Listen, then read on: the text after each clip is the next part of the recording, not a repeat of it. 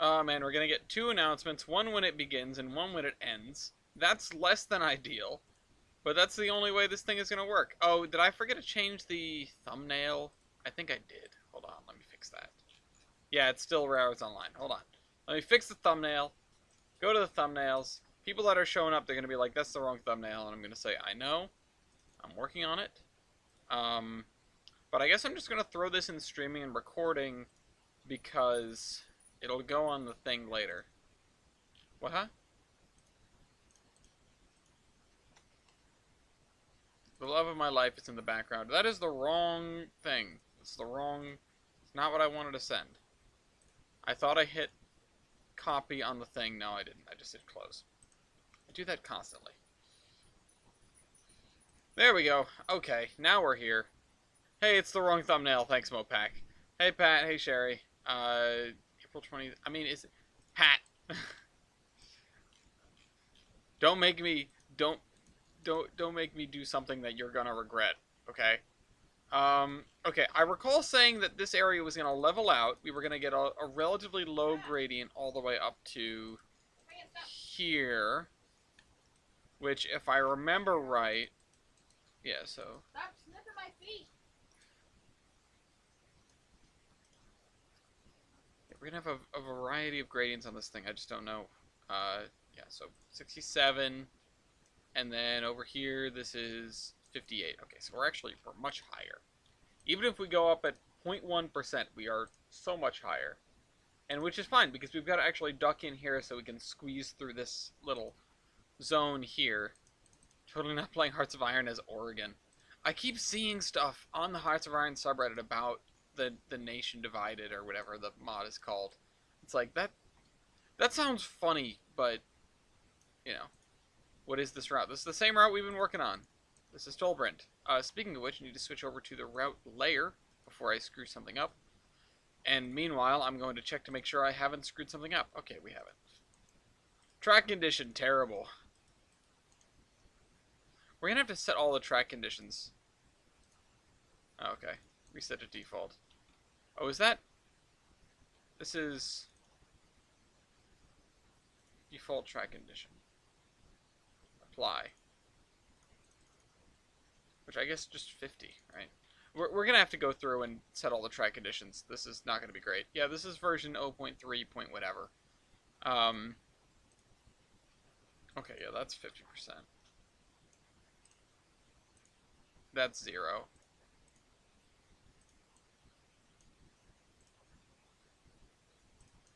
Oh, we only have to do every other one? I think just from when I messed it up earlier, it's defaulting back, or it's defaulting to 0, so that's less than ideal. Hi, my love. Hi, guys. Oh, and I just realized I'm clicking on the spline point. I don't need to do that. I need to click on the actual piece of rail itself. My girlfriend has started calling today Train Thursday.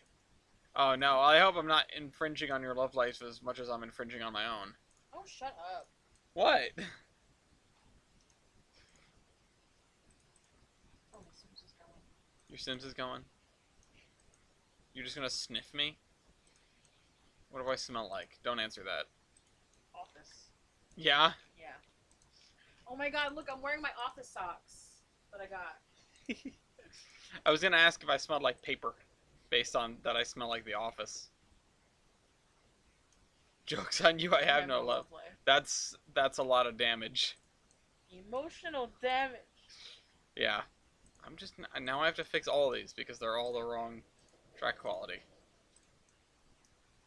We're getting a delivery of a house hippo, probably at some point during the stream. House hippo! What do you have? What are you eating? Does he... I thought he had my sock.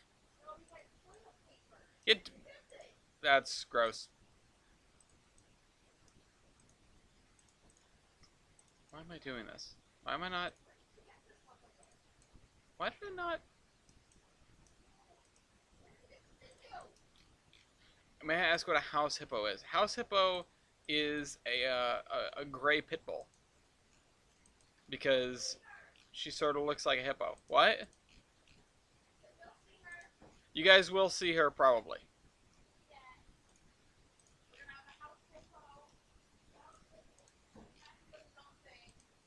That's you just defined a cat. You said a cat who does his own thing. Yes, that is what a cat. That's yes, that is cat.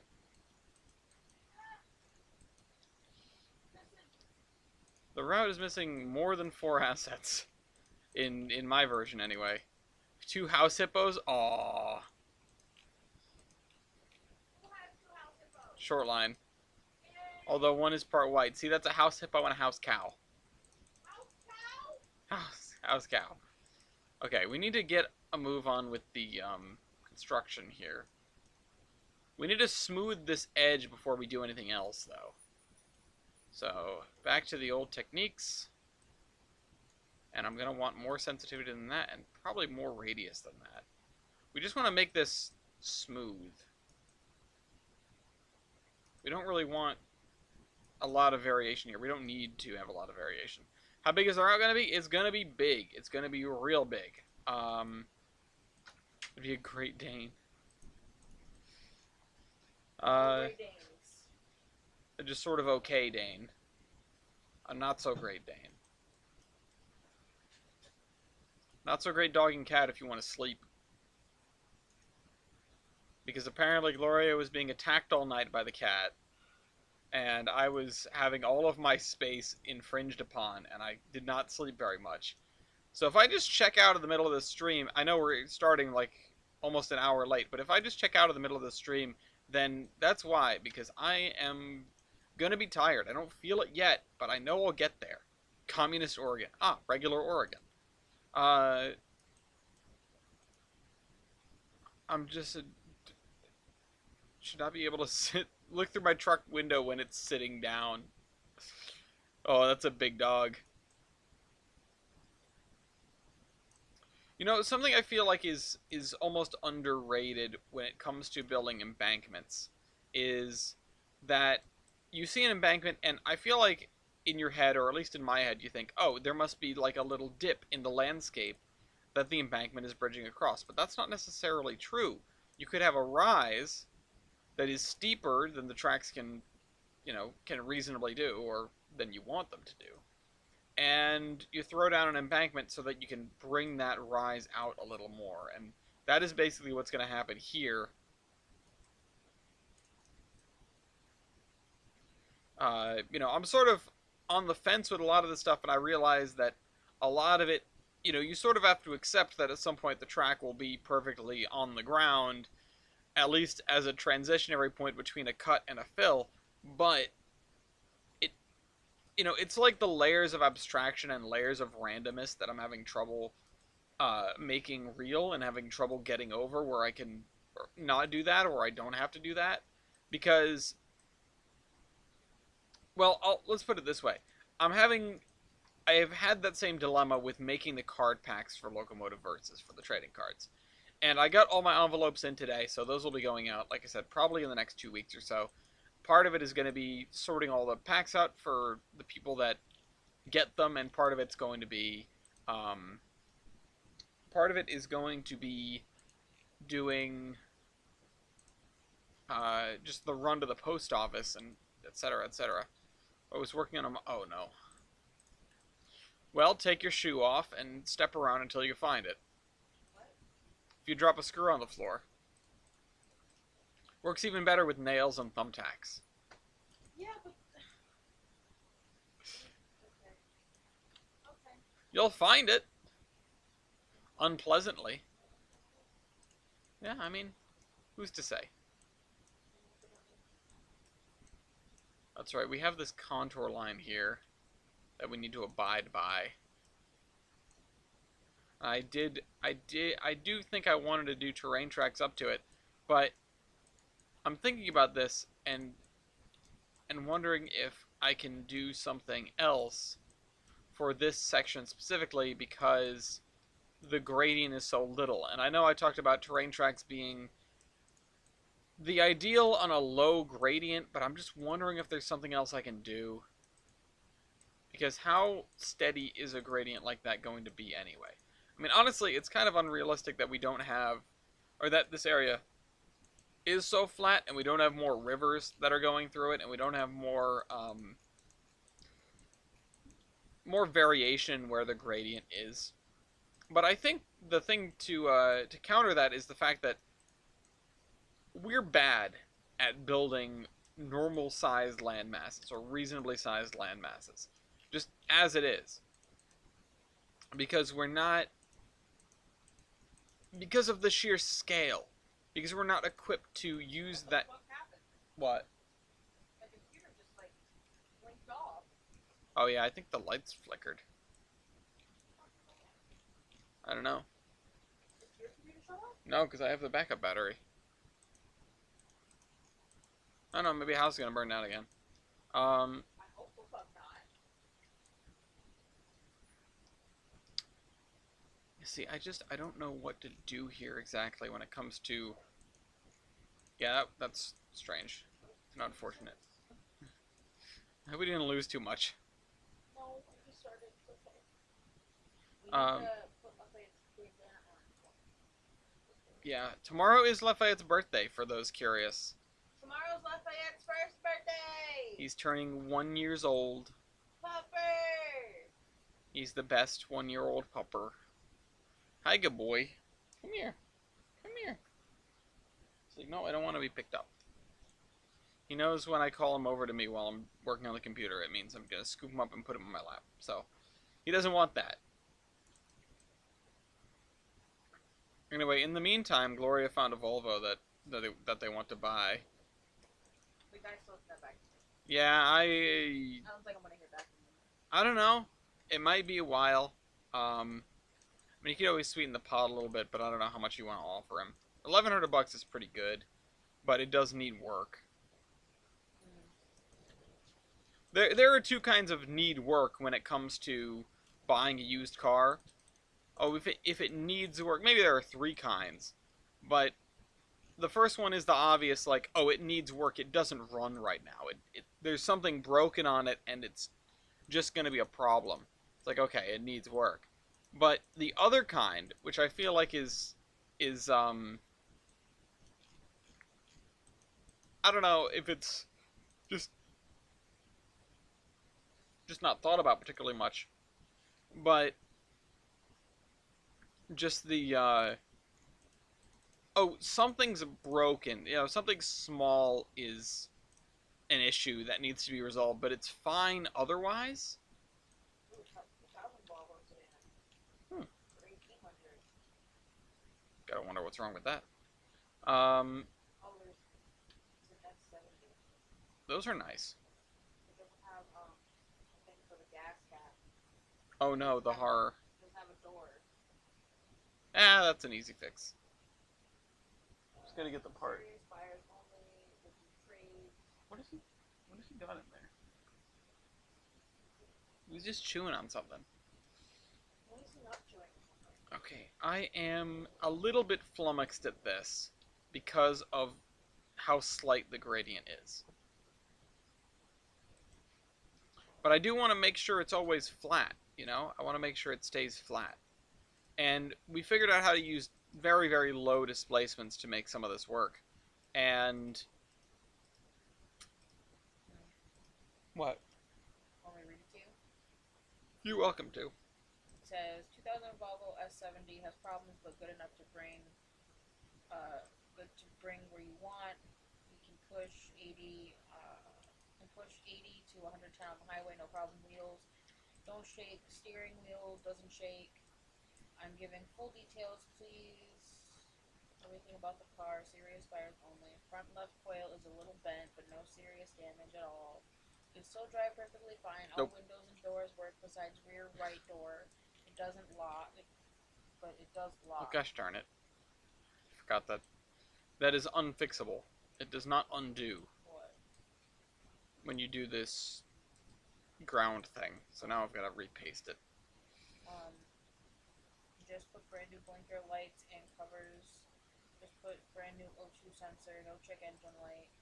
SRS light is on because of steering wheel and airbag. Well, it's not going to pass inspection like that. No. No. If the SRS light is on, it won't pass. So, that's kind of a pass, because that can be a little bit of, what one might call a sticky wicket. I mean, I guess we're just gonna have to do this. I can't think of a better way to do this. So, what? I love you. I'll stop bothering you. You're not bothering me. Slight gradient, slight. Yeah, no, we're not gonna do. Yeah. All right. All right. All right. All right. I'm just gonna have to bite the bullet and start working because the more I deliberate on how to make it right, the longer it's gonna take for me to actually do it. Because we're not gonna, I don't think, find a better solution than just buckling down and doing it. Um,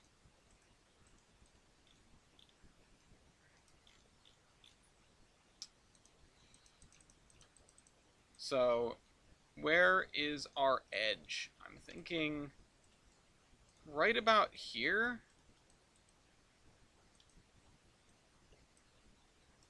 Well, actually, it comes all the way over here, and then over here. So this is topo line number 1. Oops. Then we've got the other one.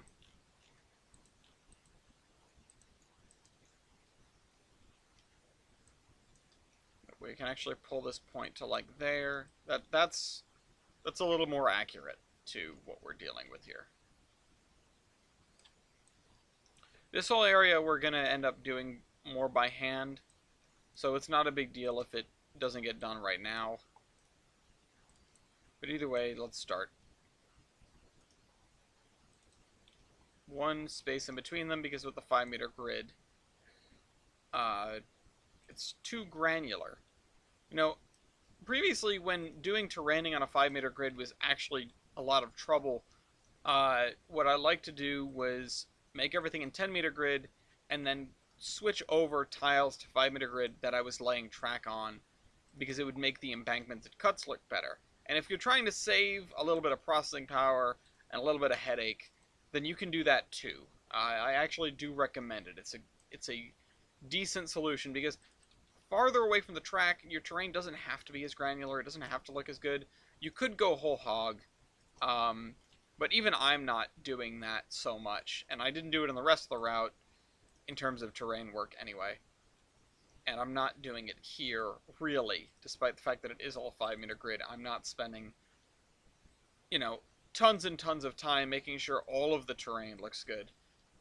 Although, terrain is probably one of the few things that it does really matter if you try to make it look good farther from the camera.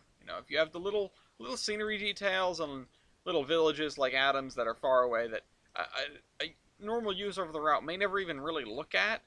There's a couple of campsites and cabins that are scattered around in the woods because I just wanted them to be less empty, and so I made something. Which is great to, let your creative juices flow and stuff like that.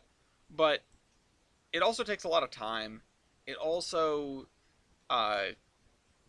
takes a little bit of processing power. The more you add, the more of a detriment that detail becomes.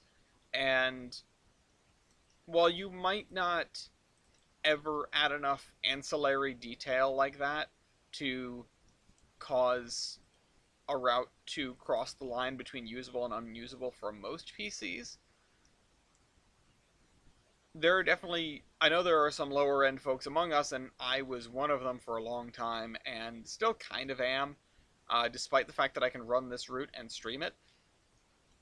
I have one of the worst desktops of my friend group, or of the Iron Horsemen, I should say, and I mean, it does this, but that's because I've surrounded myself with, uh, people that have good PCs. There are a lot of people that have to deal with things like, older desktops or older laptops or, horrifyingly enough, all-in-ones that we're never going to do a very good job of running Trainz in the first place. And if you try to build a big creation on something like that, you're going to have to strip it down to the bare bones and not go full detail hog. Which, in some cases, can be very useful because it prevents you from getting super sidetracked with all of the pit bulls are also land seals. It prevents you from getting sidetracked with all the little details, the little things that in the grand scheme of things don't matter. And If you're playing Trainz and making a route so that you can make something pretty, then I understand why that might be a bummer to you. But if you're sort of shooting for something middle of the road or something on the more operations heavy side of things, if you can get it so that the AI is more of a drain on your computer than the scenery is, well, you're probably winning on, you're getting the good end of the stick, as it were. My love, could you wheel over and close that door, or at least close it most of the way? Yeah, that one. Because I can feel all the hot air leaving the room. I'm just sitting here being cold. The other day, I worked from home, which has become sort of a rarity. It happens uh, less often than not. And I sat down here because it was a kind of a miserable day. It's been raining for the last 2 days, and it was just cold and damp, and it's that sort of feeling that the chill that goes straight to your bones and stays there. And the oh, I have a weather tangent to go on. The room was kind of chilly, so I was like, oh, okay, I'll close the doors a little bit. I'll put the heater on. I'll be nice and cozy, warm in here and working, or at least I'll be comfortable, and I can get some work done. And I got up to turn the heater on, got distracted by something, ended up sitting back down, and then like an hour and a half went by, and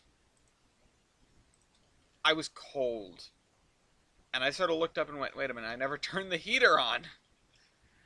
No wonder why I'm cold. So, I gave in. I got up again, which is sort of a pain with this coffee table because it has this mechanism where the top of the coffee table lifts up to you. So you can use a laptop on a coffee table, while sitting at the couch without being hunched over you know, like the Hunchback of Notre Dame, I guess. Uh, anyway, hello, comrade CSX Orion. It has been a pretty decent day, actually. My boss showed up at work, which isn't to say that she's absent, but once again, with the remote work, uh, I may be in the office more often than not. She has children, and so cannot be in the office all the time, or at least is very much enjoying the fact that she does not have to be in the office all the time. So, uh, you know, she isn't there a lot of the time, and I try to go there when she is there, and it sort of went like this. Uh, Last week she says I'm going to be there on Wednesday, and I go on Wednesday and she's not there, and then she says, "Oh no, I'm sorry about that. I'll to make up for it the next week I'll come Tuesday and Thursday." So I ended up going in on Monday because I needed my work setup. I ended up going in on Tuesday because I expected to see her, and she's not there. And then I hear, "Oh, I'm sorry, no, I'll be there Wednesday and Thursday." I couldn't make it today, and I said, "Oh, that's fine. Whatever. It's not a big deal that I came to the office. It's 3 miles from home to the office. It's not a big deal." So then I go in on Wednesday and she's not there. And I'm just sort of like, I say to the office manager, like, I expected to see Debbie here. And he says, "Yeah, I thought she was coming on Thursdays." And I'm like, "Well, yeah." And then I sort of laid out what I just explained. And he sort of goes, "Huh, it doesn't bother anyone, really. It doesn't bother me because I was probably going to be in the office anyway. But it was just something that, things that make you go, huh." It's like, okay, yeah, he said it'd be that. You said you'd be there on Tuesday, and you weren't there on Tuesday. And you said you'd be there on Wednesday, and then we're there on Wednesday. And so I finally go in today, on Thursday, and what do you know? My boss is there. So that was actually good. I was very glad, because I managed to work some things out with going to other offices. I'm actually going to Glastonbury on Tuesday because they're having a big like office get together thing. Bibby, did you hear that? Yeah, in Glastonbury. So I'm gonna be dry. I'm gonna get up early and drive 2 hours to Glastonbury in the morning. Um, Next Tuesday, baby. Yeah. I just wanted to let you know. Um, what? No, I'm taking Monday off, which was the other thing that I was on about. I'm taking Monday off because Drakenifel is coming to my neck of the woods. He's actually going to be in Fall River at Battleship Cove on Monday, and I am going to go to the fan meetup. And I'm also probably going to bring a backpack full of steam locomotive trading cards and a sign hanging off the aforementioned backpack that says, like, I have steam locomotive trading cards. They're $5 a pack.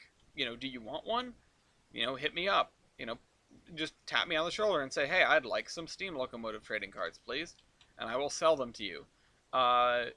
Something to that effect. And so that means I've got to draw up a little flyer to tape to my backpack. But point is, and for those saying, what do you mean they're $5? They were $6 at the Kickstarter, and you said they're going to be $7 next time around for shipping. Aha! Therein how you have your answer. If I can hand you the pack, like physically place it in your hands, I probably don't need to charge shipping. It's different through Kickstarter. I know some people around me bought them, and it's different through Kickstarter because it helps get the project off the ground. But now that I've already printed the darn things, I don't need to save every single penny. House Supposer, I'm gonna need your help. Oh boy. I don't need to save every single penny that, that we get out of thing. Okay, so I am gonna just zoom out and show Tolbrand and His Majesty while I figure this out. Or maybe, you know what we never did? Hold on, we're gonna save the route. Save the route. Override existing session. And then we're gonna do this. So exit surveyor. And I'm gonna crack my back. And we're gonna see if this works because I actually haven't checked it. So Godspeed to everyone. I'm gonna turn my camera off for a few minutes and you guys can enjoy this. And I'll be back hopefully before you know I'm gone.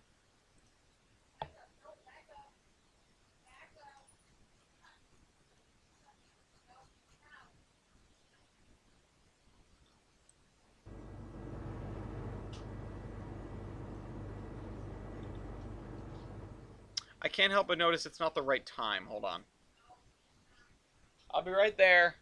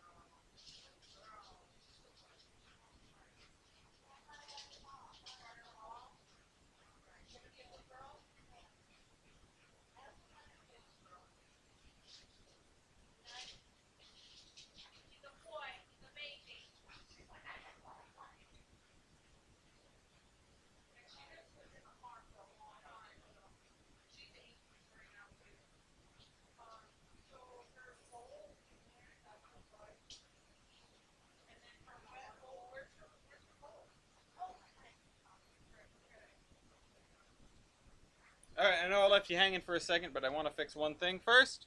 Oh, and that's not the thing I want to fix. The thing I want to fix is this. I'm holding the dog, and he's whining his head off. I got jumped on by the pit bull, and my leg hurts. There we go, that's reset. I'm sorry. It's okay. I will be okay. She is beefy. She's a beefy pit bull. So we're going to have to exit surveyor, and we're going to do a little trolley testing today. This is the beginning of a crazy week. I would love to do like a supplemental stream maybe during the weekend if I have time to make up for this. Oh my god, I hope you can hear him.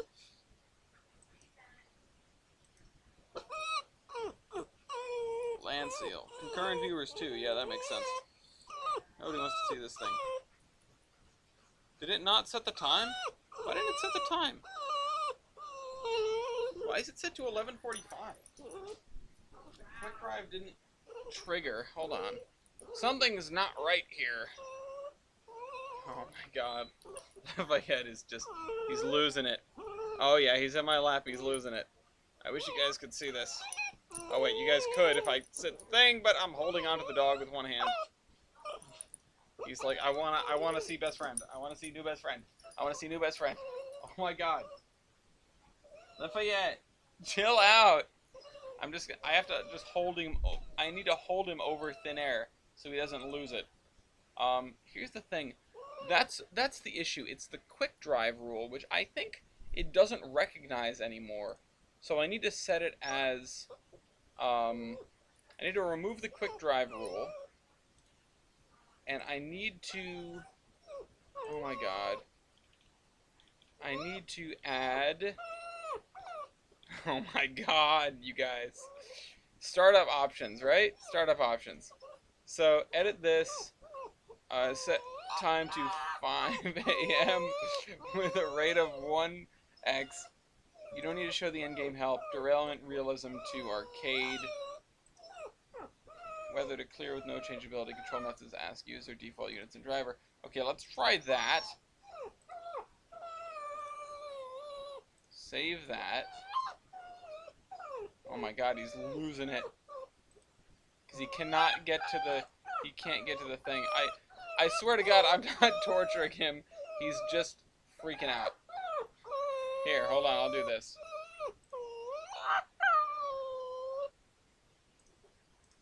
I've seldom heard him make this much noise. Oh my god. Oh my god. It's okay. We're gonna need to go and introduce them. That's the issue. This is the beginning of a hectic week where I will be babysitting this house hippo and also a child. So you know. No. It's okay. It's okay. It's okay. It's okay. It's okay. I just have to hold him over thin air, or he'll kick me real good.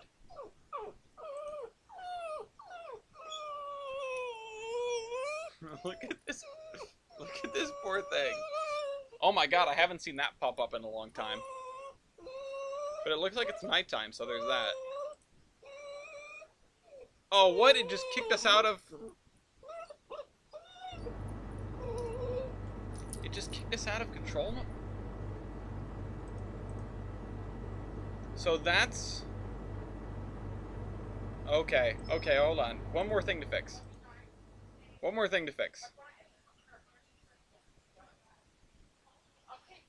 Edit session.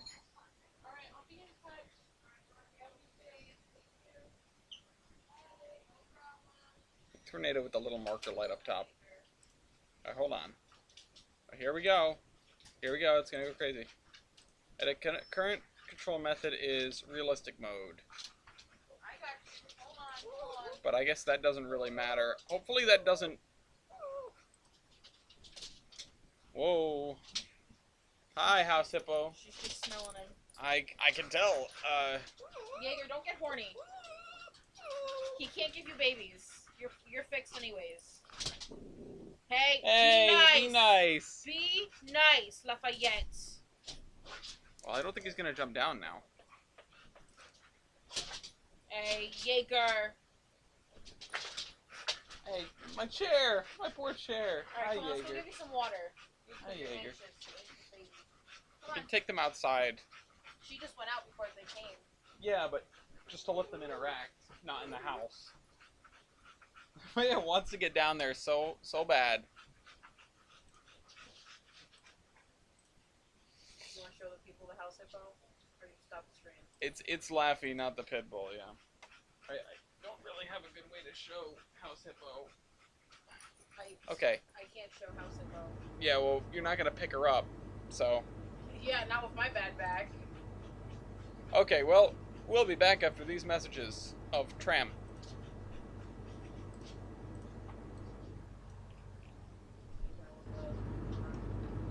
Yep.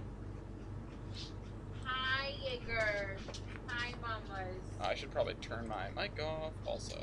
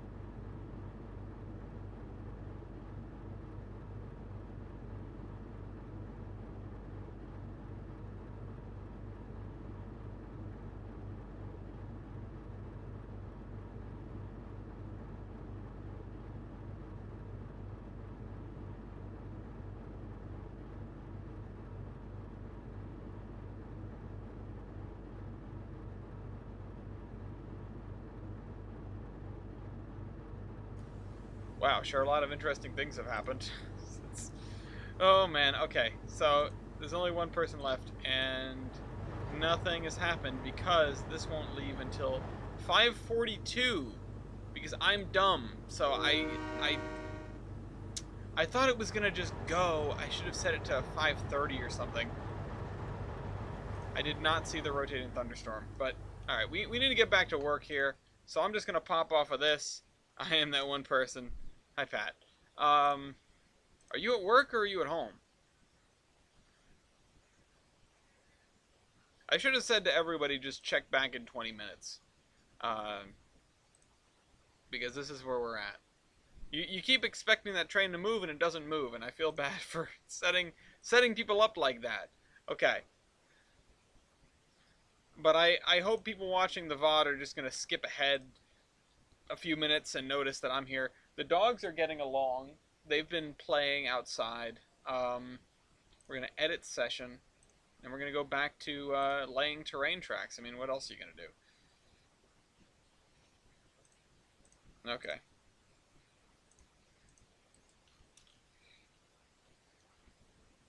And did it reset? No, okay, it did not. That is a good thing.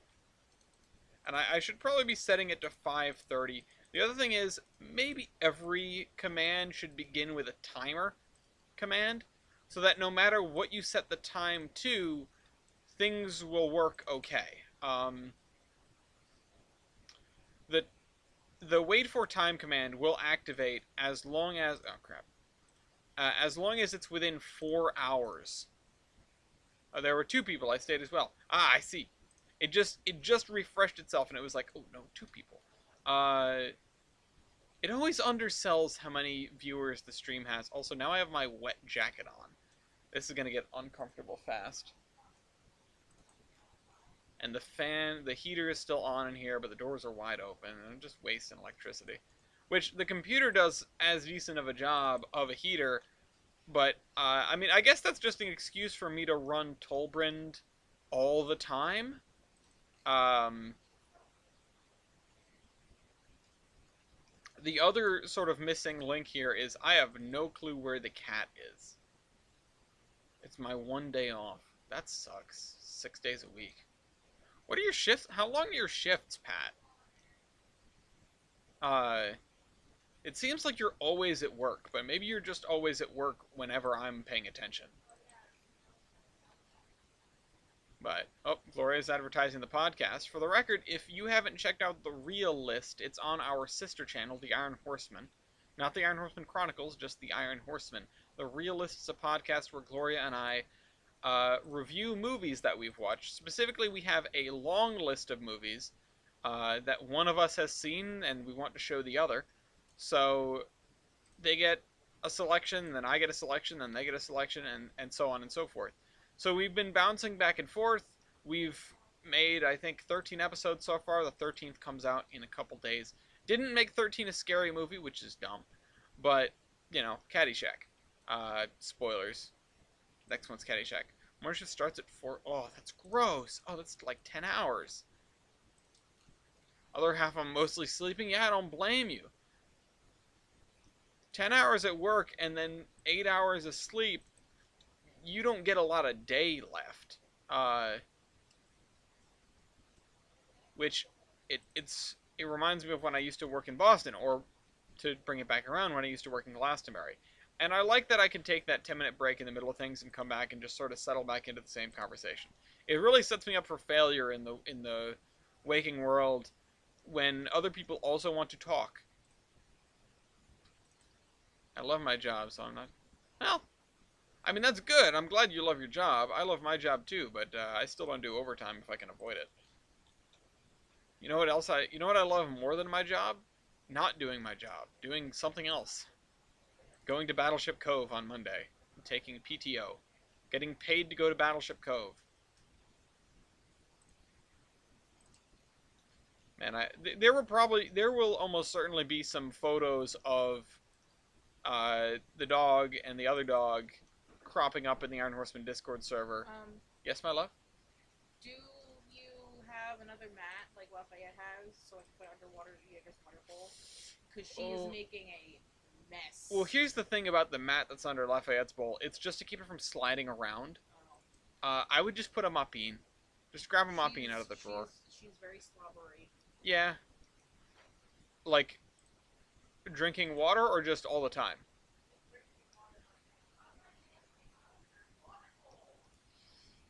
Man, already things are entertaining.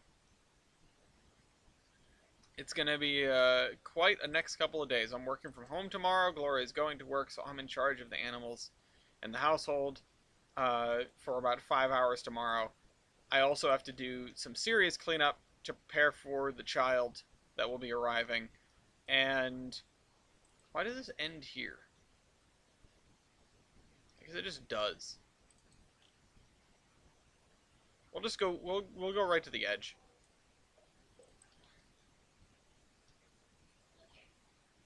I'll do no, because the other end of it is a little bit. It tucks in a little bit more, yeah. Anyway. One of these next time I get a Wednesday special locomotion, I think it's going to be a multiplayer game with Heist. So that's going to be that. That's going to be fun. I'm sure Heist will stream it, and then I'll release the VOD on my channel for people that aren't subscribed to Heist, but I don't know why you wouldn't be, especially if you like Railroads Online. He's done a lot of the tech tree deep dives and, you know, all sorts of other stuff. I mean, it's a smattering of train games. He played Railroute recently, which, of course, love Railroute. That would be another cool Wednesday special. I wish I could have Tyler forever and always, so that I could just constantly run seasons of Royales. But with the way the breaks are going to be now, where I have 1 week off a month anyway, hopefully it won't be too bad. We still need to, you know, we're in the middle of Season 7 now. We need to figure out a concept for Season 8. For those who don't know what I'm talking about when I say Royales, we do a game show also on this channel called Locomotive Versus, or Loco Royale, where we pit steam locomotives up against one another in a free-for-all 5-player format based on statistics and style. So, you know, it's one of my favorite things to do, and it's also one of my least favorite things to do. It's such a pain in the butt sometimes. I love it though. I love it though. It is a lot of fun, and it is great seeing the weird stuff that people bring. All right, so we're almost at the end of the run here. It's already 8:41. I was shocked no one went for Big Bertha on this week's Royale. You know, that's a good point. That actually came up. I maybe not explicitly, but it was Big Bertha was on my mind when we were looking at the St. Clair Tunnel locomotive, because I was thinking, oh, Bankers and O10Os, and O10O Royale would be kind of a neat one. There are not that many out there. Also, because I was thinking, okay, what hypothetical Royale would St. Clair, would that locomotive be able to win? And I thought, well, I don't know, an O10O Royale or something. We have a pushback tug at work called Big Bertha. That's fantastic. I like how it still shows that there's only one viewer right now, and it's like there are 3 people talking in the chat. I could just say there's only one viewer, and everyone would feel very special. But uh-oh. The dogs are fighting over Gloria's attention. I don't know what kind of chaos this dog is going to cause. We're going to have to find ways to just shut the dogs in various rooms. I don't know how well House Hippo does with, well, really anything.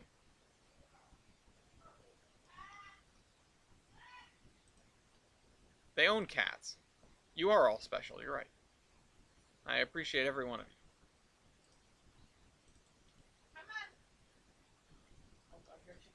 What's going on? Here she comes. What's going on? Oh God. Hi. I'm covered in dog slobber.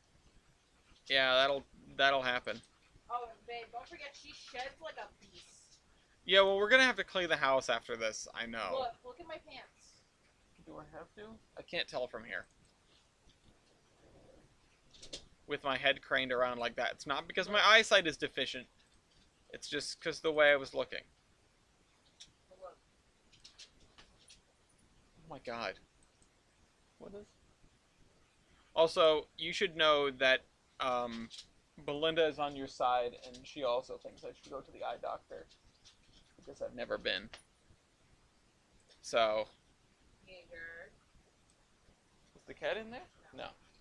That's. It may look like your bed, only much smaller, but She just wants to be all up on me right now. Oh my god! what? Is she just slobbering on you? Slobbering all over my pants. Oh. I guess I can't wear these to work tomorrow. Throw them in the laundry.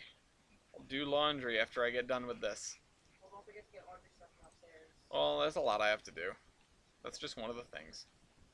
We're gonna actually cut the terrain work off here. Jesus Christ! You're not gonna fuck her. Fucking hard. Is he? A little bit. Jesus Christ. Oh boy. Lafayette's gonna ruin a good thing by taking a friendly relationship too far. And then she's gonna put him in the friend zone, and it's gonna be like, but I'm such a nice guy. It's okay, Mama. Breathe. I let her into my home, and I only growled at her a bunch. I know, she needs to chill out, but she'll be okay. Should I give her some of those common tricks if they work for her? I mean, are they designed for dogs that large? I mean, they do have different weight tonics. I mean, How heavy is Beefcake over here? between 70 and 90 pounds. Okay. Well, maybe. Try it out. You want a cookie? Lafayette's like, I do. I want one of the calming treats that doesn't do a single goddamn thing for me, that does not calm me down at all. Every single time we've given him these treats that are supposed to calm him down, he doesn't stop. He continues to be a maniac. You think it would just knock him out? No, he knocks himself out by continuing to be a spaz for the rest of the day and then falling asleep. Which, notably, falling asleep taking up an entire side of the bed. As previously mentioned. Previously on Locomotive Versus.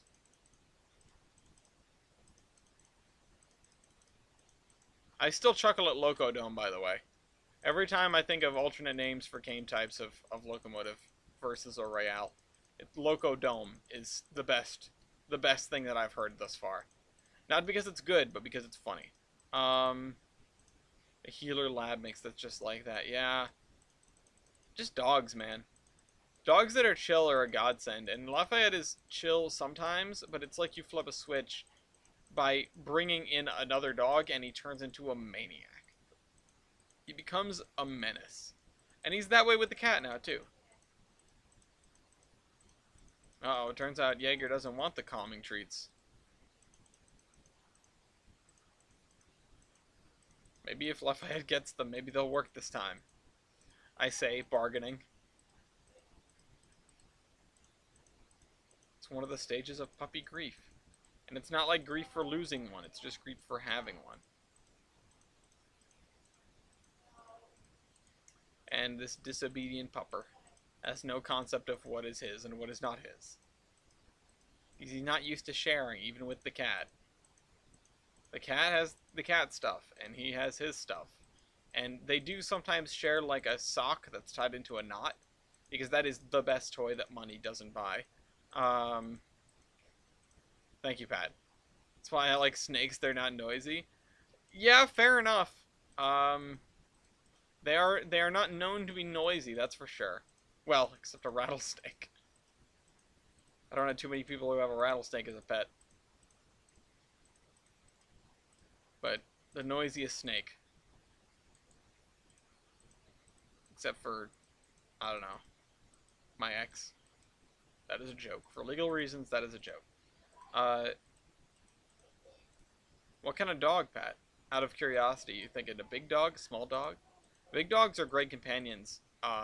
If you're, especially if you have like an active lifestyle, but especially if you don't, that's some big poops you gotta clean up. Uh, I am graced by having a backyard. I would rather poop or scoop dog crap out of my backyard uh, than I would clean the cat box. The cat box, I hate cleaning. Pythons hiss a lot though. Lived with a roommate who had cats, not a fan of them.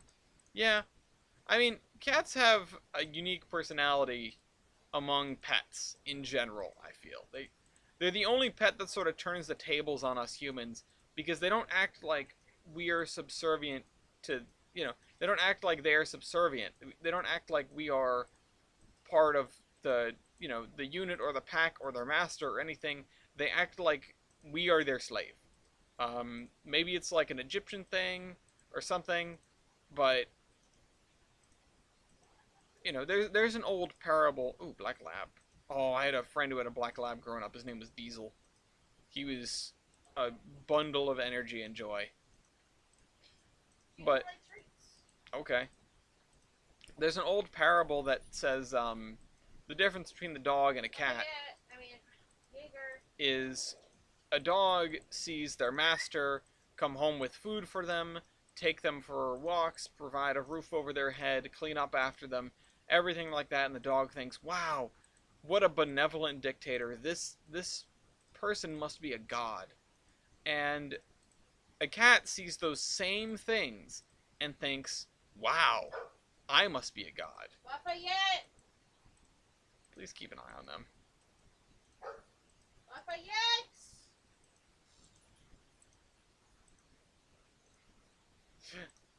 What are you doing?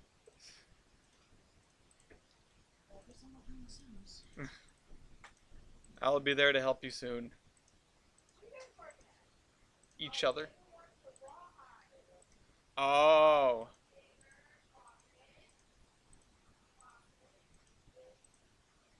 Give her the other one. Oh, okay. They both want the same chew. Because of course they do.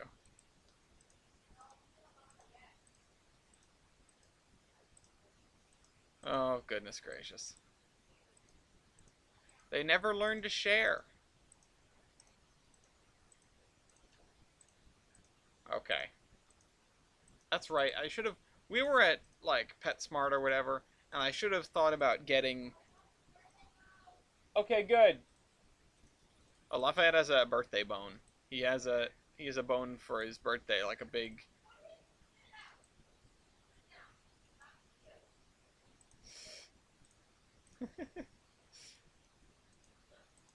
Oh man, we're gonna need to watch them like hawks for a little bit. Which means that I will be on dog duty for the rest of the night, probably, or just doing chores to prepare for having the child.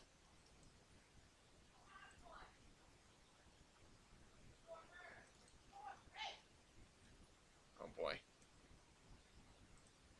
And I skipped a space there by accident, but it'll be okay. As long as you're filling in all the gaps. And you want to be doing it like this. This is the one major limitation of terrain tracks. Things start to get out of hand and exceptionally poor looking when you start going at high angles or start doing areas that are not polygonal. Anything with curves on the edges like this, or where instead of drawing the gradient like anything with a gradient that isn't in one direction, you know?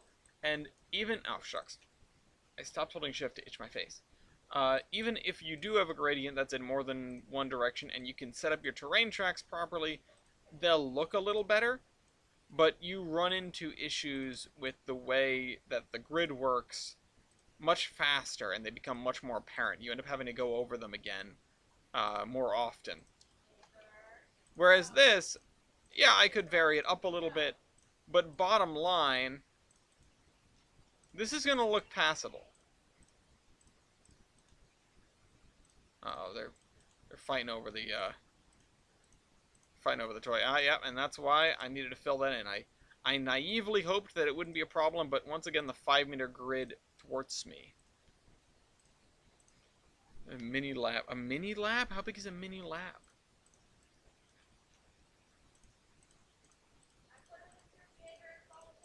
Okay, the foam pit has a picture of Jaeger, the house hippo, for those that want to see it. For those that are not on the Iron Horseman Discord, you can join us using the link in the description of this very stream. Um, we do all sorts of cool stuff, like Loco Royale, Loco Dome, and we're running a screenshot competition right now, and that will be running for the next week and change. So, get your submissions in while you can. The black lab that fits in your lab, that's adorable. That sounds awesome. Even Lafayette barely fits in labs anymore. He used to be so small. We found some pictures of him from when he was really little, and he used to be so small. He was the cutest little thing. And we didn't even have him when he was really, really little. Shelby took care of him until he was like a few months old. And we got him after Apollo, and of course we've had him ever since, and he's turning 1 year old tomorrow, which is super exciting. We got him a bone that says happy birthday on it, but we're only going to give it to him in like little chunks, because last time we gave him a bone like that and he ate the whole thing, he had diarrhea all over the floor, which was unfortunate. Terrain sculpting should be a bit easier and more sensitive so we could still nail some beautiful yet realistic terrain. See, the thing is, there are a whole bunch of tools that you could add to simulate realistic terrain generation, but I think bottom line,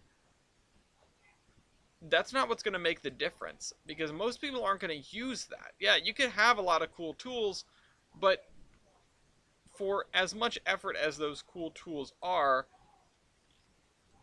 excuse me, you could just um, import a dem, you know?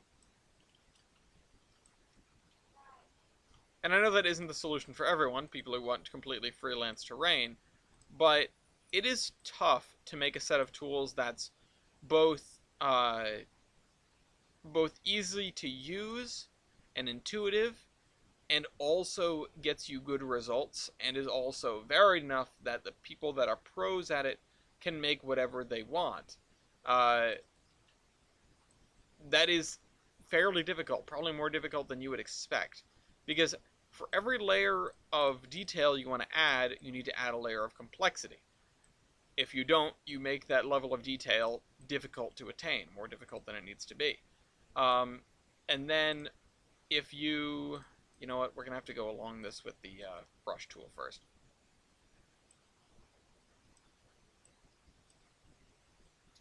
So, yeah, for every layer of detail you add, you have to add a layer of complexity to your tools, and for every layer of complexity you add, it becomes more difficult for a newcomer to figure them out. And that sort of becomes an issue, because then you get new people that end up lost in the various utilities that they have at their disposal, but don't end up being able, and don't end up being able to make anything at all because of that.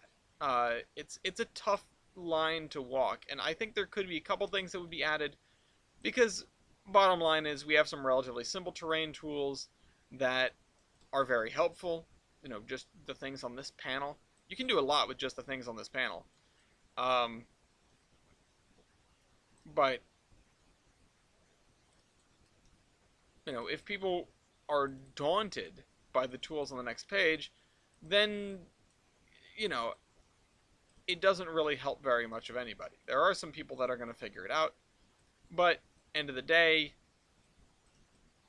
it may not help route builders all that much. And the tools that we do have, yeah, they are a little bit lacking or a little bit opaque. I wish that the tools, um, I wish that the stuff on this panel could do addition and not just, uh, place over, because that would make things a lot easier.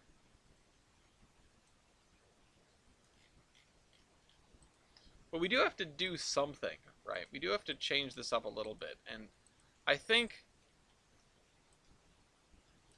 I think this is actually a good example of that. But we're gonna have to change our texture, and I think I'm gonna go with one of the valley ones, um, or maybe one of the hill ones, perhaps.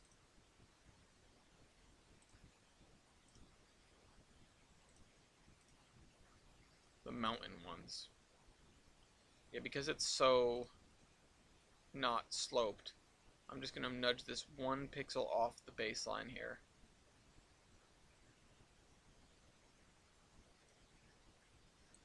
It still looks like it has some gradients. Maybe it's my eyes playing tricks on me, but it looks like it does.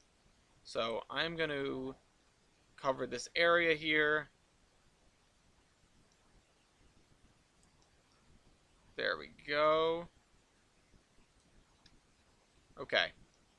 Fill area. What is it going to look like? Is it dead flat? No, it's not actually. It has enough variation to make me happy. So that's good. We're going to copy this. Where is it? Copy this.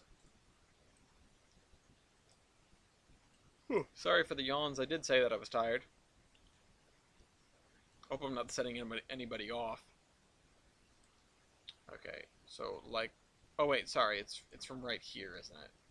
Oh, I went all the way up to the edge with it, but that isn't. Oh wait, no, it is. I did do it right the first time.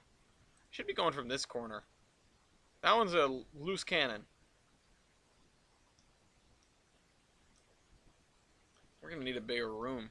I'm gonna need to not do this in here, which means I should probably get up early and make some trading card boxes because I need that area for my laptop to do work. Okay, so we're just gonna try to center this on what we've got, which is right about there. And there's no going back from this, so I clicked it. And there we go. Oh, and I hit the wrong button. Oh, I can go back from that. I can go back from that, but not the other thing. That's right. That's why we do things the way we're doing them. Well, it's one of the reasons anyway. Okay. Paste that additively. And I think I made an edge again. Oh, no, it actually doesn't look like I really did. So that's good. Still looks a little striated, and it looks like my computer is unhappy with me, but that's not actually that big of a deal.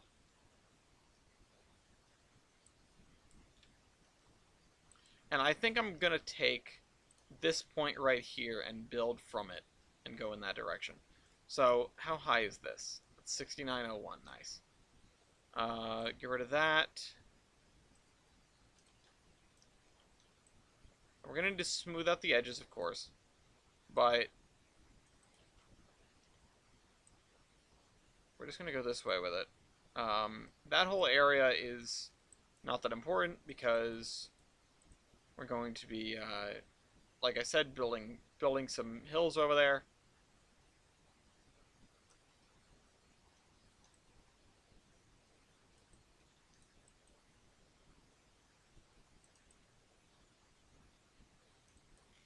Yeah. This is the way to use this terrain generation.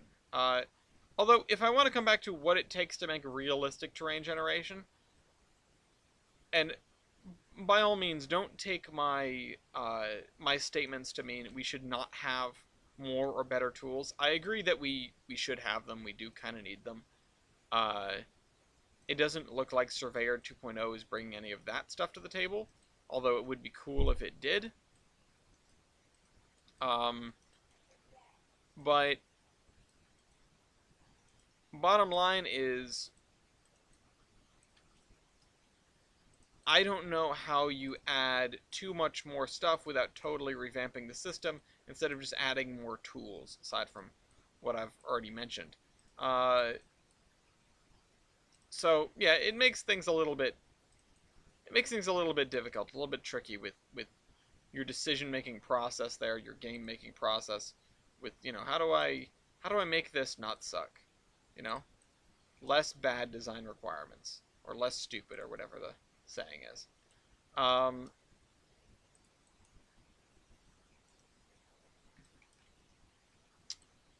okay, so we're going to need to smooth these edges once again. Which I do want these edges smooth so when I start to sculpt it, it ends up looking not so jagged because it's way too easy to accidentally make really weird looking mountains. Uh, Not that there aren't some weird looking mountains out there. There are plenty of real life terrain formations where I've looked at them and actually thought to myself, genuinely thought to myself, man, if I saw that in a route review, I would dock points for it. It does not look real. So, you know, you can't you can't necessarily play everything by ear, and you got to acknowledge that there are some weird things out there. Um, sort of like in simulating anything, you have to represent the edge cases because without them, you don't get a complete simulation. You know, uh, there are, well, 90% of people just go straight through this intersection, so why do we need right and left turn lanes? It's like, well, because you still need them. Bottom click looked like a dike, underground lava flow. Oh yeah, yeah it did.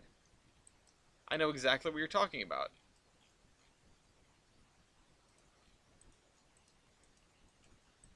But good thing you specified, because, there are other meanings of that word, and they are not very kind.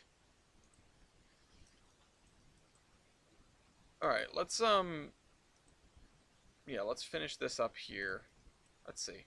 I mean, I would say this is basically another section done, another, like, mini section of terrain work done, which has been sort of the bane of my existence because I look at the progress that we have to make, and I look at the progress that we're making, and I sort of go, oh man, we are not getting any closer. And then I realize that this terrain work is not only very simple compared to the stuff that I've done in the past and the stuff that I will inevitably do in the future, but it's also the lion's share of the work. This area is going to be farms and farms and farms and farms, and yeah, that might be a little bit more work than laying down copy-paste trees for miles upon miles.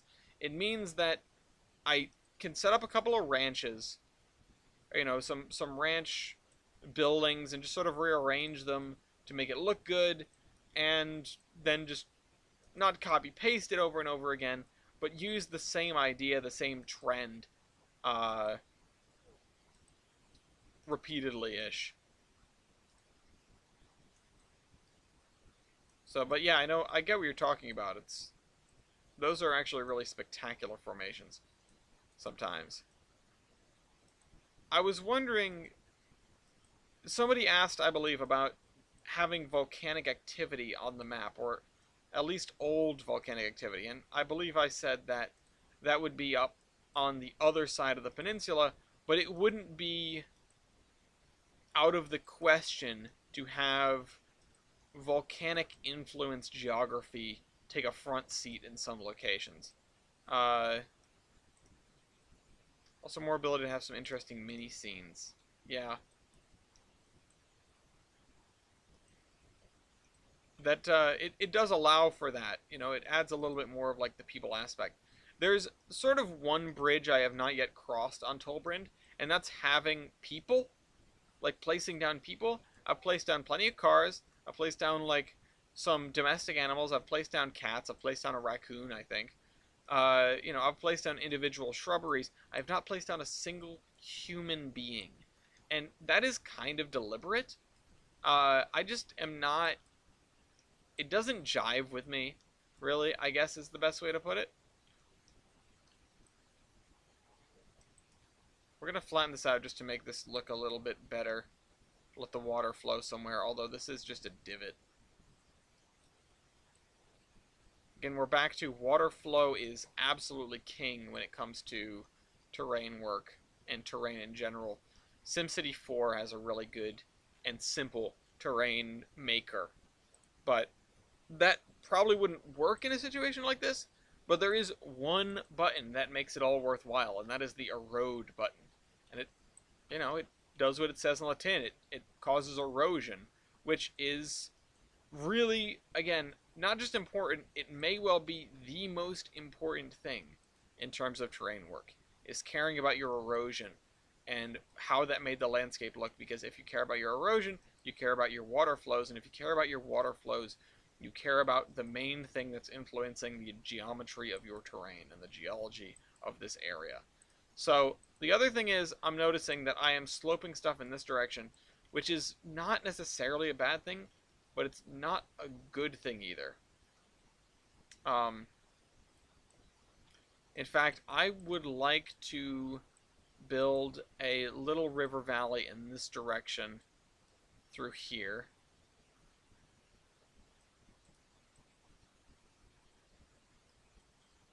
And we can have some little banks of trees on the edges of it. And this doesn't even have to be a river valley that's full of water. It just needs to be sort of a depression that cuts through the landscape. And I think this isn't going to be full of water, because that's a fairly deliberate.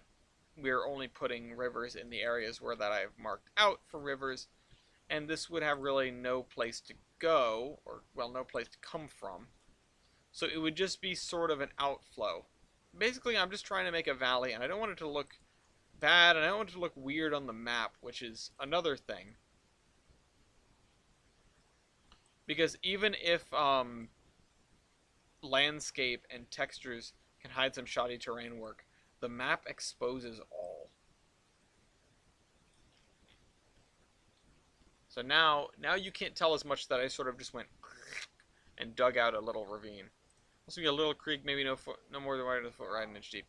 The thing with that is almost impossible to represent in Trainz. You can use river splines, but that's about it.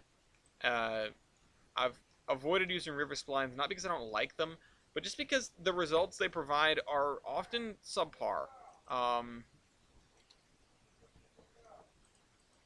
Especially with the way you can link water in the newer versions of Trainz. There isn't a huge place for river splines in the average, the average railroad construction in Trainz, I suppose. The other thing is we can probably lower this gradient. So let's go with 0.6, because I think it's 0.7 now. I know, I kind of want to keep that on the ground, so we'll go with 0.5. Yeah, so that's on the ground.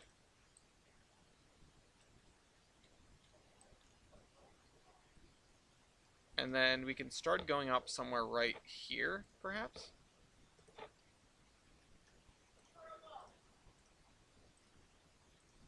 I don't think any of these are going to cause a problem with whether they're straightened or not.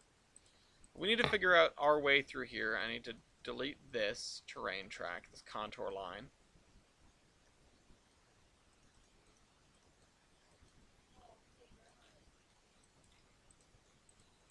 Okay.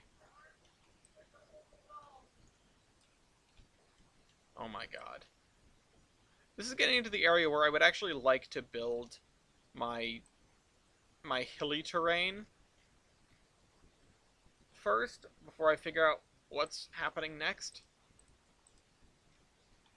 But that is a serious ask to start working on that. That is a huge area, and I think, I think this spot right here is more or less fine. But I'm going to want to build up the areas around here. So if I do this and I just start working it, start massaging this up, which is the way to build hills. I used to use terrain tracks a lot, but I don't necessarily agree with that anymore for a variety of reasons. Mostly because the quality will almost always be lacking. And so a low sensitivity wide brush that you take some care with in order to not make rises that look too disproportionate, that I think is your best friend in this situation. And it also lets you sculpt things a little more easily. It lets you might not have the planning tools that you would otherwise, but because of the fact that it does not go from 0 to 100 immediately like a terrain track does, it allows you to look at what you're doing and then possibly reverse course if you feel like you're going astray. You've got all sorts of other tools at your disposal that can help you just sort of in the midway of that. If I realize Oh, you know what? I think this is too straight. It's too vertical. I'm going to use the plateau tool to spread it on down. There's an old red ridge that's almost non-existent. It's got abutments and its steel frame and footings. You should go check it out. Do some botany, as we call it. Go check it out and take pictures. That's cool. That's a nice like day trip, you know? It's a nice like, oh, I want to get out and be in nature, but I want to also sort of foam along the way, but I don't want to go and just sit next to a railroad main and wait for something to come by. I want to be active. And, unless you are one of those lucky souls who has a great rails with trails near them, which I happen to have one in the form of the Blackstone Valley bike path, but you aren't really going to see anything there during the day. Um, Unless you have something like that, you aren't going to.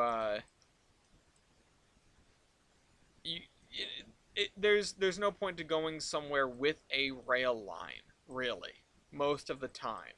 Um, so you go and do something like this. You go out into the world and you look for like an abandoned thing and you walk down it. I mean, a rail trail on the one hand, despite being the menace to foamer society that every foamer thinks it uh, is actually great sometimes because it lets you walk down a right of way that otherwise may not have existed in your lifetime or would just be inaccessible. I'm not saying it's better than it being an active rail line, but I'm saying if you have the option between an abandoned rail line and a rail trail, a rail trail isn't a bad option. Um, Especially if the line has no prospect of ever functioning as a railroad again. Uh, and I'll call out my local, or well, not my local, really, one of my local rail trails, which is the Washington Secondary Trail, which is built on the railbed of the New Haven, but formerly the Hartford, Providence, and Fishkill Railroad. That is an interesting line with an interesting history. It was part of the New York and New England, I believe. But just like everything else in the region, got folded up into the New Haven. I did learn that the Narragansett Pier Railroad was, I don't believe, ever formerly folded into the New Haven. It just sort of was actually in competition with them and managed to not get bought out and not get like nuked. I don't know what the New Haven did to their competition that wouldn't bow to them, but I feel like they would ascribe to more like a Pinkerton method than anything. So, you know. Anyway, uh, going and checking out a stretch of abandoned grade or an abandoned bridge or something like that, it can be a really cool thing. And if you have someone you like, or, just a friend perhaps, that likes urban exploration, it can be a nice crossroads because you get to see some train related stuff and they get to see some abandoned stuff. I've done that one before. Obviously, not with somebody I was trying to get with, but with people who are also into that. Which, speaking of which, I've been deliberating. This is sort of a personal thing, but I'll air it out anyway. I've been deliberating on proposing. No, just kidding. I've been deliberating on who to take with me to Battleship Cove. I offered Gloria because, I mean, it's the nice thing to do.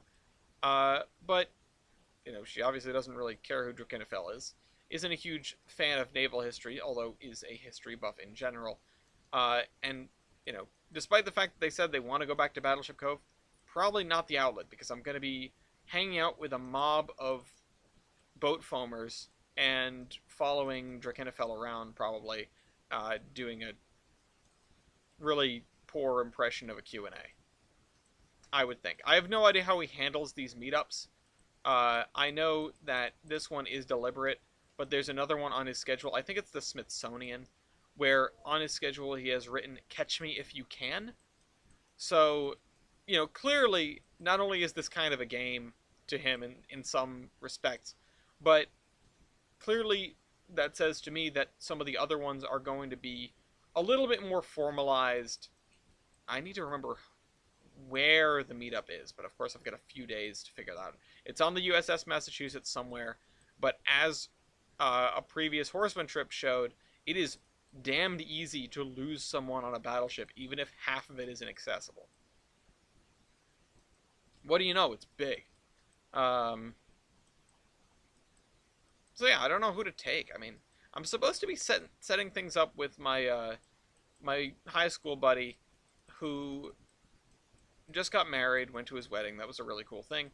But I talked to him about going to the Pittsburgh Vintage Grand Prix this summer, and that is something I would like to do. You know, partially just because I want to do it, but partially also because I feel like it'd be something cool for him and I to do. We haven't really hung out in years, like seriously hung out. He's been over at my house once, and I don't even remember what the hell we did, but he still plays Locomotion too. It's another great one. I should install Locomotion or open Loco on Gloria's computer and see if I can play LAN with myself, sort of. Because finally I have two very capable computers in the house, and I feel like I know enough about both of them for me to not get in trouble with messing with them. Because the other one is just sort of cobbled together from a lot of my old computer parts and some other bonus stuff, like a new power supply and new hard drive, which Gloria, of course, bought themselves. Uh, but, you know.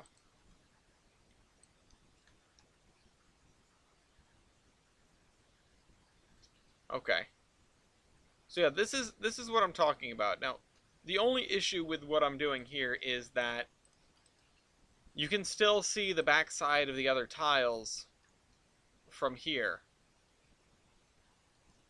And another thing with this is just that, again, these formations are so much smaller in scale than their real life counterparts. You know, normally this kind of gradient is actually kind of impressive, and just these, you know, Drumlin looking hills, it's not it's not super realistic. It's not super unrealistic, but it's not super realistic either. Look how blue this water is now that we've switched versions. Hi, Lafayette.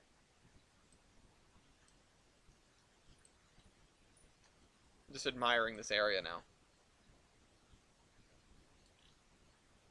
A site called Abandoned Rails. Oh, Abandoned Rails. That's actually pretty great. Abandoned Rails is a very useful website. So speaking of rail trails, right? Plenty of you already know about my screenplay that I've been developing called The Housatonic, which involves the Housatonic Railroad in Massachusetts and Connecticut, and their endeavor to save it from being turned into a rail trail. I When I return to that script, because I have to write the second draft, I am going to do my best to walk a tightrope properly between the rail trail and the railroad in terms of what is the good idea. Because the point of that movie is not really to make a political statement. The point is not to say, oh, trail bad, train good. It's just to capture a certain essence, you know?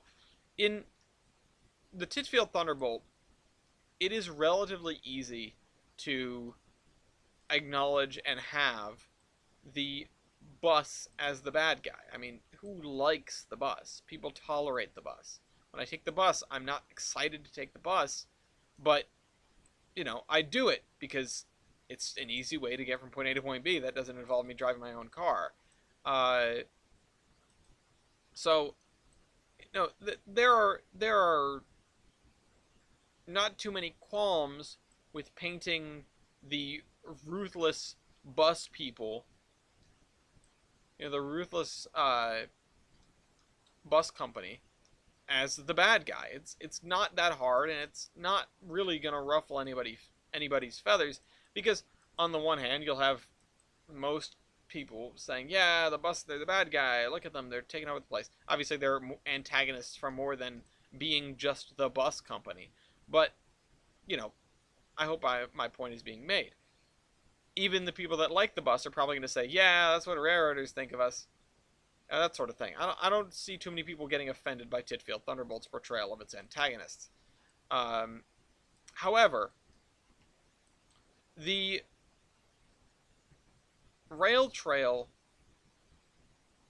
the idea of it is not something that's publicly reprehensible or even really publicly disliked, again, if you aren't a foamer, uh, present company included. But that doesn't mean that that doesn't mean that they're free of sin. But what it does mean is that it's tougher to get an audience on board with the idea of that being your antagonist. Look at Black Hill Central. They chose the cheapest routes to have trains run, made all the routes a rail trail. Yeah, yeah, and that's smart. I mean, what else are you gonna do with the rest of the trackage? Um, but it is tough to have the rail trail coalition be the 100% bad guys because, well, people are going to identify with them, at least to some extent, I would wager. General audiences are going to see that and go, well, yeah, but the train is dirty and the train does make a lot of noise, and I would like a bike path. And the movie isn't set up to be a a dissertation on why, train good, bike bad. It's just supposed to be a movie about people trying to save their railroad. And, of course, by the end, the focus is not on the rail trail. The rail trail bows out at the midpoint climax. But it is your first thing. And I think I need to just write Abigail better because that's what this hinges on. If you have the trail itself, the trail coalition, just be the sole antagonist on its own, which it wouldn't be anyway, but if you have that be the case, then you are just painting them as the bad guys, and that's not really great. It's not really necessarily a good look. But if you are uh, painting them as the bad guys because they've been misguided by this person who is really only in it for their political aspirations, and this other person who is in it pretty much solely for revenge on the railroad, and you know the people, they aren't upset that this is the thing that happens, but they also aren't, taking up arms against the railroad and all being bad guys, aside from obviously, protest, blocking the tracks, etc. But how weird is that? Answer: it's not, relatively speaking, in the modern era, and or in previous eras, really. So you have, you know, this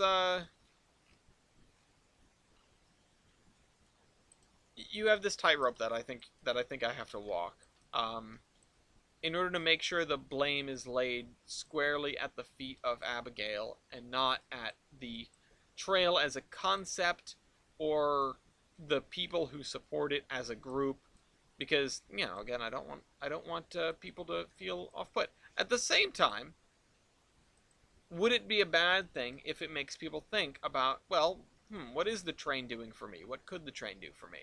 No, it wouldn't. But that isn't why I made this movie. That isn't why I started writing the screenplay. Uh,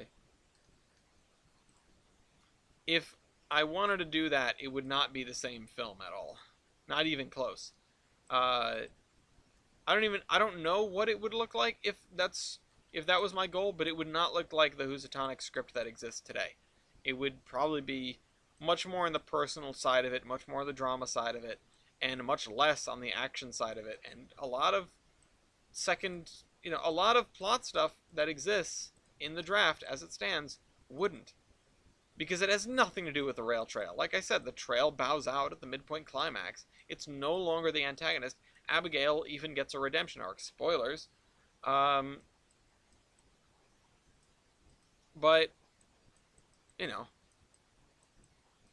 I wonder if there are any other screenwriters that telegraph this sort of thing so far in advance. I mean, I don't I don't think I'm gonna hit the big time screenwriting. I don't think that realistically, I don't think that the Housatonic would ever be picked up and produced. I'm more or less writing it for fun. But if for whatever reason it does, there are going to be people out there. There are going to be 2,000 people as far as subscribers go. There are going to be 2,000 people that have heard this one before. I mean, realistically, it's going to be like 20 people. But people that already know what they're getting, that already know the ins and outs of the movie, all the twists, all the characters, all the motivations, everything before a trailer exists. And is that a problem? No, probably not. But it is, I think, a little unusual.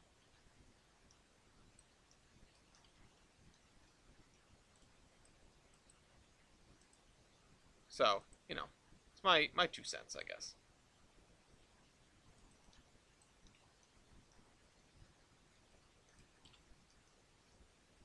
That's starting to look pretty good, actually. I like that.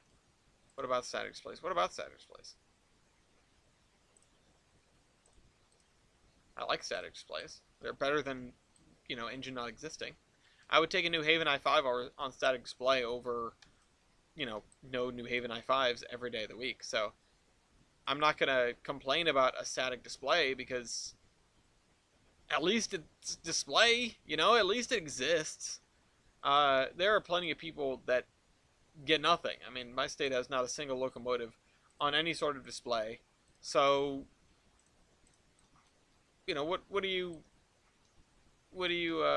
complaining about? Not you specifically, just in general. What have you got to complain about? Not really anything, I would say. I would say static display. Oh my God, it doesn't run. What a shame. Run another fill it with concrete and run to the main line. Mango gobbles. It's not something that needs to be complained about. It's not something that should be a complaint. Um, could they be an economize between railroad and rail trail? You mean a compromise?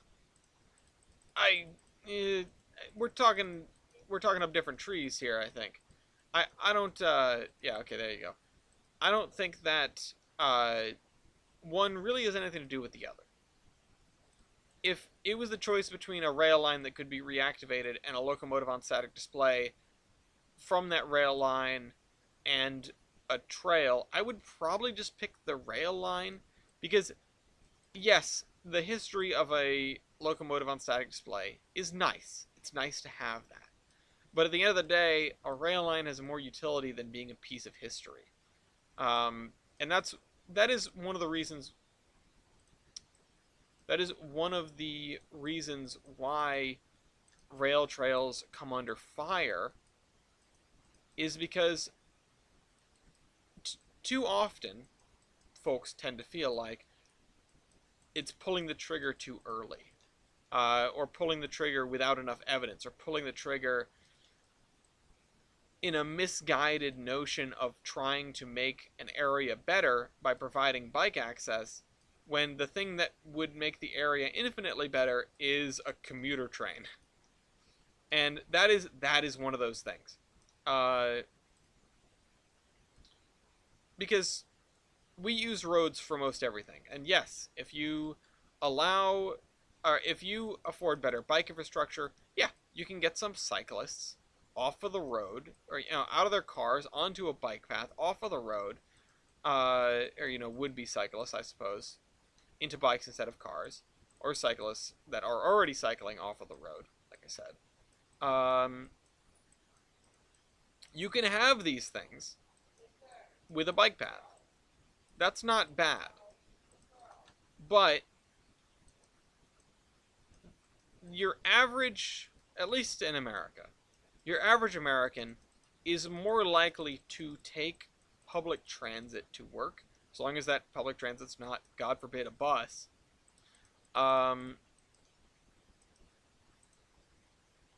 Yeah. Aren't you from Ohio? I don't remember where everyone's from, but Ohio needs it.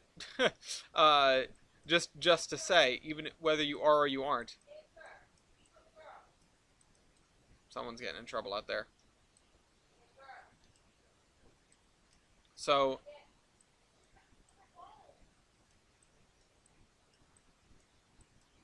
anyway, uh, yeah, I mean, whether you're getting a locomotive on display or not, I don't think really has any weight in the hey Ace, really has any weight in the discussion as to what makes more sense in a given area. In an urbanized area with lots of transit already, or a suburbanized area with lots of transit already, or a less dense suburban area where a commuter rail line would not be effective, or where there's a second rail line that already exists for that sort of thing. If a rail line itself would be redundant, then yeah, absolutely. There's no reason not to have a trail. Um, but in most places where there is an extant abandoned rail line, and I do say most, I don't know the numbers on that, but I say most, um, the odds are you would be much better served with a train. Uh, in terms of sheer people and cargo moving capacity, again, the only reason you'd want a bike path, the only reason you'd prefer a bike path, is where that capacity is already satisfied, and what the bike path is doing is not necessarily augmenting the commutability of the area and the transportation of the area, but is instead providing green space for the residents and citizens in the area. That's what it's good at. It's not good at being a commuter car substitute. It can carry any freight. It can carry some people that are so inclined to do this thing, to get on a bicycle, which depends on your region of the world. But in the U.S., that's not a huge yeah. In the U.S., that's not a huge deal, or something that doesn't happen super super often anyway. Uh, unless you already are in an urbanized area, which let's face it, probably already has transit, like I said. Uh, and a bike is not an all-weather mode. Commuter rail is an all-weather mode. And I haven't even touched on the other elephant in the room, which is, of course, like I said, or well, I guess I touched on it in one breath, which is freight. You know, the two most impactful things on a road are commuters, so the people that are showing up in the AM and in the PM going to and from home to work, and freight, trucks, 18 wheelers, semis. Uh, distance that, yeah, I mean that much is true, but you can dig into that a little bit more and say that for yes, there are a lot of people that commute vast distances, but with appropriate zoning, you can get a lot of jobs and residences close together. And there's a lot of commercial centers in your average suburbia, even in your average suburbia. You aren't necessarily, if you were to allocate it properly, or if people were to job hunt with specifically that in mind, it would be better. And yeah, no, the density is not as there, but the thing is, most abandoned rail lines aren't in an area with density enough for commuter rail anyway.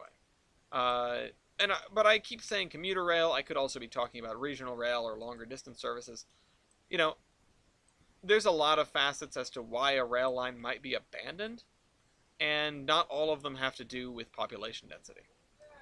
Uh, so anyway,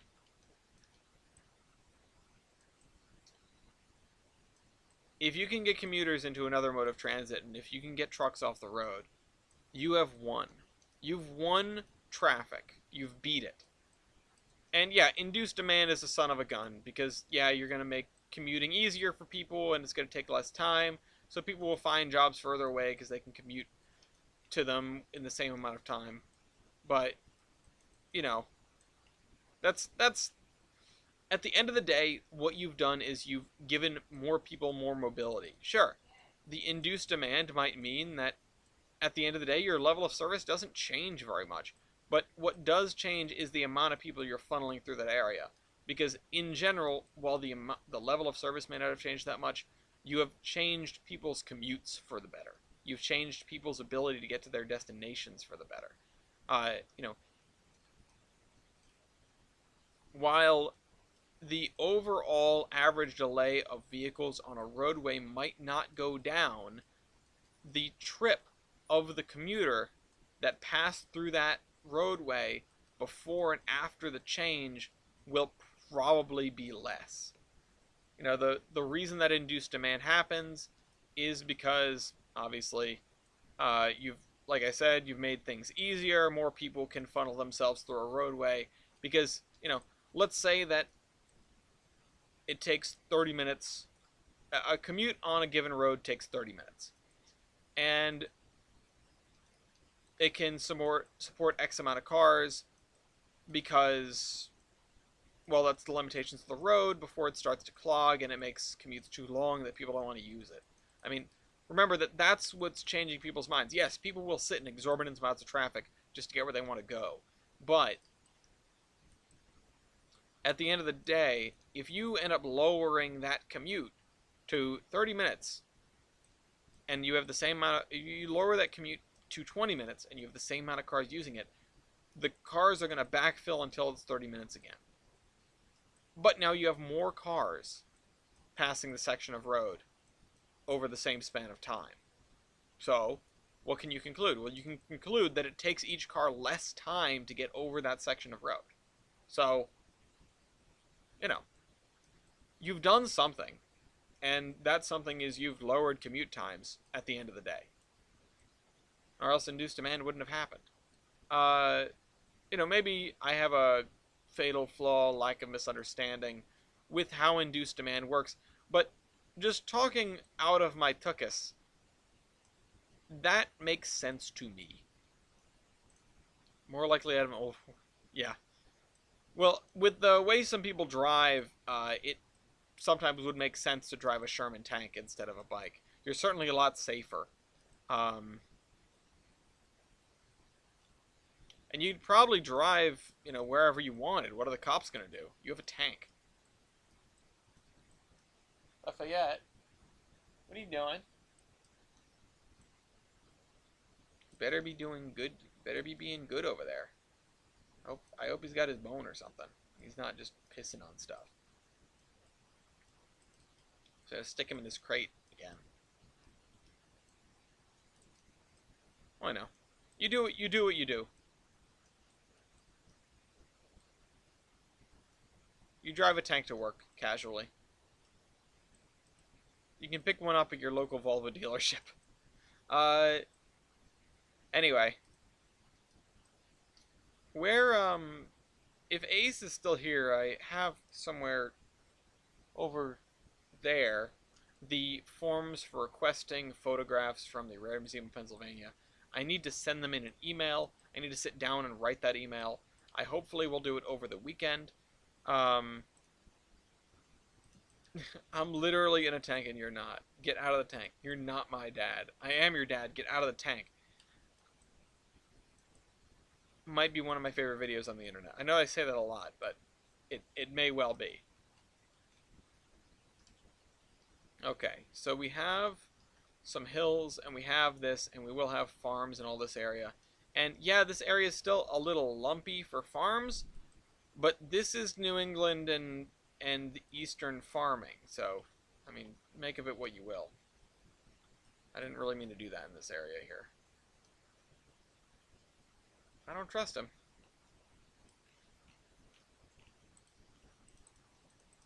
But let's see, we have terrain up to right here, and we've got about 20 minutes left, and I don't really... Oh, he found a squeaky, okay. So that's what he's doing.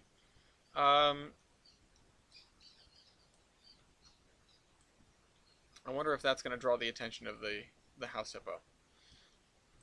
Okay.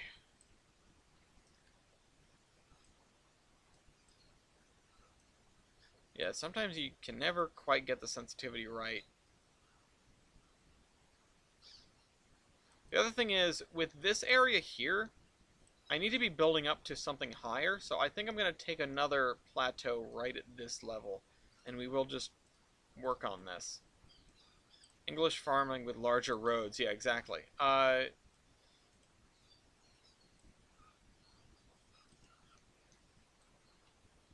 English farming, except the trucks are cab behind instead of cab over. Whatever happened to all the cab over trucks? Are they just not allowed anymore? Are there any that still exist in the U.S.? I know that they're frowned upon because of safety regulations, etc. But I was just thinking about this, and it's like there are cab over trucks that I suppose feel like an icon of my childhood, probably because they were Optimus Prime at some point. I don't know. I just looked one up and I went, "Whoa, that seems innately familiar," and I don't know why. Uh, and I'm just sort of sitting here wondering, like, where did they all go? Because you could see some old semis on the road, but I guess these are just too old. I'd need a semi expert to come in and talk to me about it.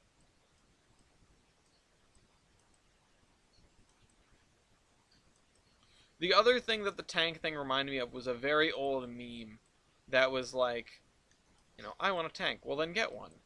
But I can't afford a tank. They cost millions of dollars, not including floor mats. I can't just buy a tank. And, and the voice on your shoulder replies back, but you're a consumer, of course. You have credit cards, don't you? This was from before 2008, probably. Uh, you have credit cards, don't you? And person replied, well, yes, but how would I ever pay them off? And, the police would come for me. I'd go to debtor's prison or whatever, which I know that isn't really a thing in the U.S. anymore, but, uh, I would be in massive trouble. And the little voice on the shoulder replied, who are you kidding? You would have a tank. Like, nobody's gonna come for you when you have a tank. It's the right to bear arms, right? A tank counts as arms. It's the Second Amendment. I'm sorry. I thought this was America. It's my God-given right to own an M1 Abrams. It says so right here in the Bible. Uh, it's the books of Matthew, Mark, Luke, and McCarthy. Or MacArthur, rather. Matthew, Mark, Luke, and Patton. Yeah, and the MacArthur side of the book is actually just your right to physically own nukes. Like a personal nuclear bomb. Personal weapons of mass destruction. It counts as arms.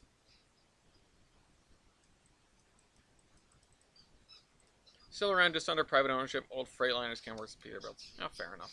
I just haven't seen one, I haven't seen one in forever. I can't remember the last time I've seen a cab over truck. Or even a cab over school bus. I think I saw one of those maybe a couple weeks ago, but that was the first time I'd seen one in quite some time. And I feel like they were around for, like my whole childhood, and then suddenly they vanished. Which I think Mr. Regular had something to say about the contracts for school buses at this moment in time. Lack of. Oh, I get it.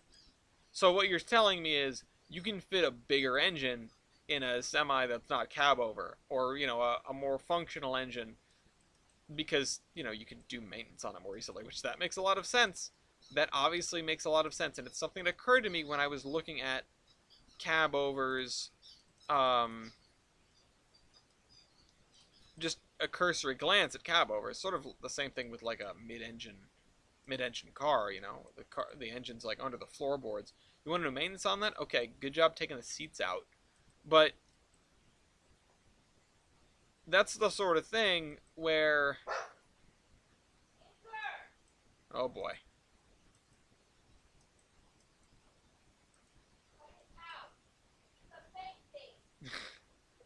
I don't know if you guys can hear that. But anyway.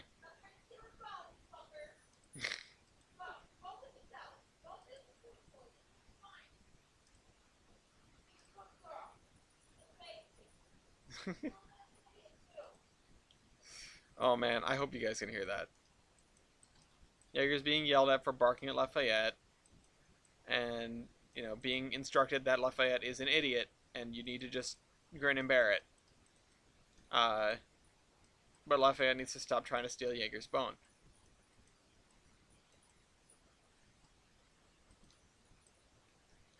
Yeah, see, there we go. There we have some unusual looking terrain formations. And I'm going to continue building this up, and I think this is going to be my last active today before I get caught up with anything else. But I apologize for the wonky stream today. Today is just a this weekend is going to be really something.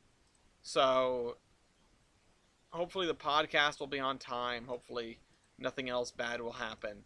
Hopefully Lafayette does not get eaten by a house hippo. So, you know.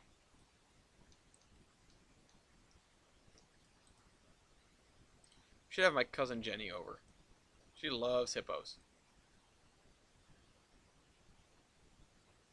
Okay, there we go. Let's just flatten out the top of this mountain.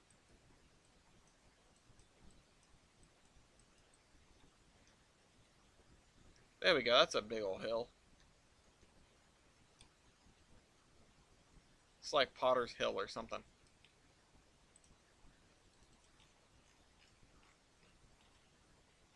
Alright, so we're getting up there. I mean, what level is this right here? This is 151. If we compare that to this, I mean, that's actually really close.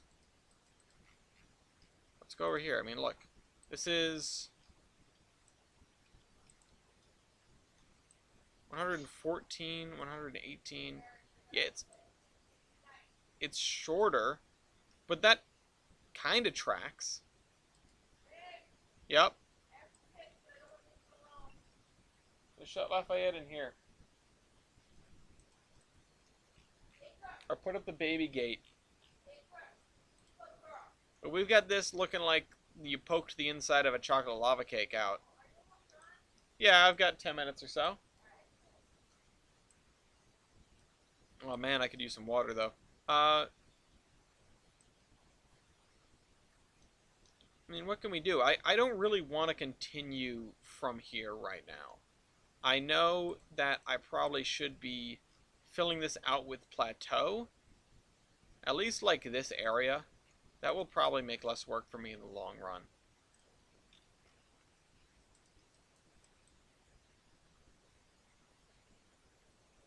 And see now, when you're moving the camera and placing terrain, the game still gets a little bit unhappy with you.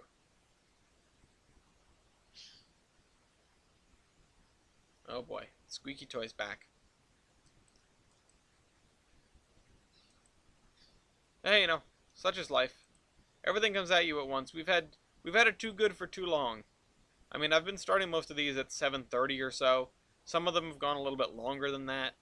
But now we're just doing terrain, which I won't say is my least favorite part of the thing, but it's definitely not my most favorite. Obviously, you all know what my most favorite is. It's making the spreadsheets. But this is especially building in an area that is just not quite flat, which I don't think we're going to have any real flat areas in this world, except maybe on somewhere like Meridian Isle. There will not be a lot of flat in this world because, let's face it, the world is not that flat. And I know all my yards are flat and stuff, but that's a different story. I think even the olive branch is not flat. There's like some sections of 1% or more on the olive branch. So, you know, I don't know what that tells you, but God, look how far we are from where we started. Can't believe those years ago we started out here. It's 0.1, but there's a section right here where it jumps up to 1% heading towards Starfish Lake. So, you know, it is what it is.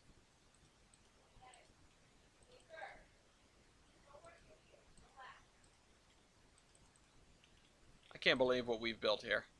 I'm gonna be honest. I know now I'm just gushing over my own thing, but this is like the start of a whole new world for me. And I'm looking visible frustration, yeah. And hi Lafayette. Hi. Be good to our house guest, okay? Uh this is this is gonna be really something, and we continue to build and we continue to make stuff. You know, this may be the worst running map in terms of like a ratio between size and like how poorly it runs, like length of track and how poorly it runs. Because let's face it, There are much larger routes that run much better than Tolbred. But do they look as good doing it? Good question. So anyway, thank you for suffering through this episode with me. I apologize for the random intermission and for starting late, but sometimes life has a way of making you do some things. I think I'm going to let the trolleys run for a little while I work some stuff out, and could I stream? I could stream that, but nah, maybe we'll do another trolley test in 2022, maybe over the weekend or something. We'll have to see. There might be a bonus stream if I can find the time for it. I wouldn't put money on it though. Anyway, hope you guys enjoyed, and I'll see you next week. Says the Admiral with a sore throat.